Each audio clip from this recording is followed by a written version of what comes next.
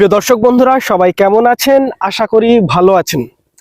আজকে এই ভিডিওতে যে বিষয়টি নিয়ে আলোচনা করব, একটি শব্দ নিয়ে আলোচনা করব, একটি টার্মস নিয়ে আলোচনা করব। বেশি সময় নেব না, 2 থেকে আড়াই মিনিট আমি সময় নেব। এক দর্শক বন্ধু তিনি একটি ভিডিওতে কমেন্ট করে লিখেছেন যে দাদা, শালি মানে কি, শালিটা কি? তো অনেকে সাধারণ মানুষ যারা জমি জায়গা রিলেটেড কিছুই জানে না, দলিল সংক্রান্ত বিষয়, পর্চা খতিয়ান এই বিষয়ে কোনো নলেজ নেই, তাদের কাছে এই ধরনের অনেক শব্দ অজানা। যেমন শালি, আপনার ডোবা, নয়নজলি, এইগুলো অনেক শব্দ রয়েছে যেগুলো জমি জরিপের রিলেটেড দলিল পর্চা খতিয়ানে ব্যবহার হতো, এখনো হয়, দলিলে লেখা হয়। তো শালি মানে কি? তো সাধারণত আমরা সবাই জানি যে শালি মানে স্ত্রীর বোনকে শালিকা বলা হয়, শর্টকাটে শালি বলা হয়। তো প্রথমত আমি কমেন্টটি পড়ে ভাবলাম হয়তো মজা নিচ্ছে, ভাবলাম আসলে বিষয়টি এমন নয়। অনেক দর্শক বন্ধু আছেন যারা এই ধরনের টার্মস বা শব্দ সম্পর্কে কিছুই জানে না। যেমন গত বেশ কয়েক বছর ধরে আমি কলকাতাতে ছিলাম, সেইখানে আমি একজনের সামনে ডোবা ডোবা এই শব্দটি উচ্চারণ করেছিলাম। সে জানতে চেয়েছিল দাদা ডোবা মানে কি। পুকুর এই শব্দটা অনেকে জানে, কিন্তু ডোবা মানে অনেকেই জানে না। যে ছোট আকারের পুকুর হলে যেখানে সারা বছর জল থাকে না, সেটা হলো ডোবা। এটাও অনেকে জানেন না, বিশেষ করে আজকের জেনারেশনের ছেলেমেয়েরা জানে না, যারা আমার বয়সী বা আমার থেকে ছোট। কিন্তু গ্রামের অনেকেই জানে। তো শালি এই শব্দ বা টার্মস আমি দু এক কথায় বিষয়টি ক্লিয়ার করি একদম সহজ ভাষায়। তো আমার বাড়ি যেখানে, তার থেকে কিছুটা দূরে এই যেখানে দাঁড়িয়ে রয়েছি, এটা হচ্ছে একটা মাঠ। এখানে এই বর্ষাকালে চাষ হয়, ধান চাষ হয়।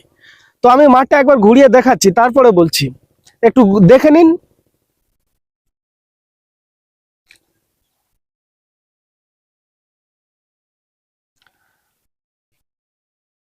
এই কিছু ছেলেরা বাচ্চারা বসে আছে, আর ওই যে দূরে দেখছেন এক দাদা দুটি গরু নিয়ে বাড়ি ফিরছে।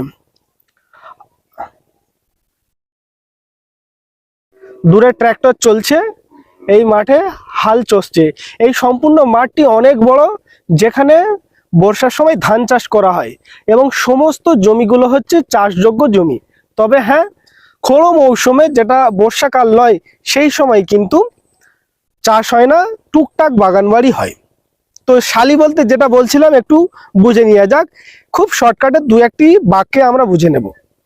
শালি বলতে এমন একটি জমি, যে জমি নিচু, জল ধরে রাখার ক্ষমতা রাখে, সারা বছর নয়, এবং সেই জমিতে ধান চাষ হয়, কৃষিযোগ্য জমি, এমন জমিকে শালি বলা হয়। এর থেকে আরেকটু অনেক রকম উঁচু জমি রয়েছে, যেমন ডাঙ্গা, বাগানবাড়ি, এবং আমাদের বসত ভিটা করার জন্য যে শ্রেণী বা চরিত্র বা ক্যারেক্টারের জমি প্রয়োজন হয়, সেটা হচ্ছে বাস্তু জমি। আবার কমার্শিয়ালের ক্ষেত্রে সেখানে দোকানঘর, অ্যাপার্টমেন্ট বিল্ডিং, এই সমস্ত কিছু শ্রেণী বা ক্যারেক্টার হতে হবে। তো এই যে জমিগুলোর নাম, শ্রেণী কেন প্রয়োজন হয়, এই শালি হোক, নয়নজুলি হোক, ডোবা হোক, বাস্তু হোক কিংবা ডাঙ্গা, আসলে বিষয়টা কি বলুন তো, যে আমাদের মানুষেরও তো একটা পরিচয় হয় না, আমাদের নাম ঠিকানা থাকে।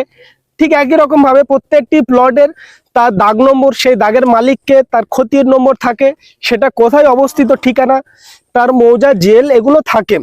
সাথে সাথে এটাও চিহ্নিত করা হয় যে জমিটি কেমন, অর্থাৎ মানুষটি কেমন, সে লম্বা না বেটে, রঙে ফর্সা না কালো।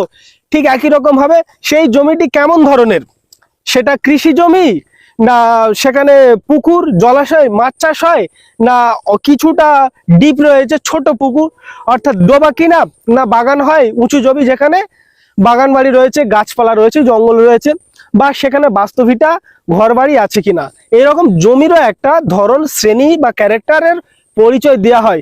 সেই জন্য এই শালি, নয়নজুলি, ডোবা এইরকম ক্যারেক্টার বা শ্রেণীর প্রয়োজন হয়, লিখতে প্রয়োজন হয়। আপনারা দেখবেন পুরনো দলিলগুলোতে, দলিল অথবা খতিয়ান পর্চাতেও লেখা হয়, এখনো পর্চাতে একটা কলম থাকে যেইখানে শ্রেণী বা ক্যারেক্টারের লেখা হয় যে সেই জমিটি কেমন ধরনের, শালি না বাস্তু না ডাঙ্গা, এই ধরনের অনেক কিছু ক্যারেক্টার থাকে। তো ভিউয়ার্স, আজকে এই ভিডিওতে জাস্ট এই শালি সম্পর্কে আমি দুই এক কথা বললাম যে আসলে এই শালি কি। আমি আরো একবার রিপিট করে বলছি, যেখানে ধান চাষ করা হয়, কৃষি জমি, এমন জমিকে বলা হয় শালি জমি। তো ভিউয়ার্স, এরকম ছোট ছোট অনেক টার্মস বা শব্দ রয়েছে, অনেক ওয়ার্ড রয়েছে যেগুলো আমরা জানি না, অনেকেই জানে, বাট যারা জমি জায়গা রিলেটেড খতিয়ান পর্চা সংক্রান্ত দলিল সংক্রান্ত কিছুই জানেন না, কোনো নলেজ নেই, তাদের কাছে এই শব্দগুলো নতুন হতে পারে, অজানা হতে পারে। অবশ্যই এইরকম শব্দ অনেক রয়েছে, আপনারা যারা জানতে চান তারা কমেন্ট বক্সে লিখুন, আমি পরবর্তী ভিডিওতে সেই শব্দ বা টার্মসগুলো নিয়ে আলোচনা করব। ভিউয়ার্স, আজকে ভিডিওতে জাস্ট এইটুকু আলোচনা করলাম, পরবর্তী ভিডিওতে এইরকম আরো নতুন নতুন বিষয় নিয়ে আপনাদের সামনে আসবো। ভিডিওটি সম্পূর্ণ দেখার জন্য আপনাদেরকে অনেক অনেক ধন্যবাদ।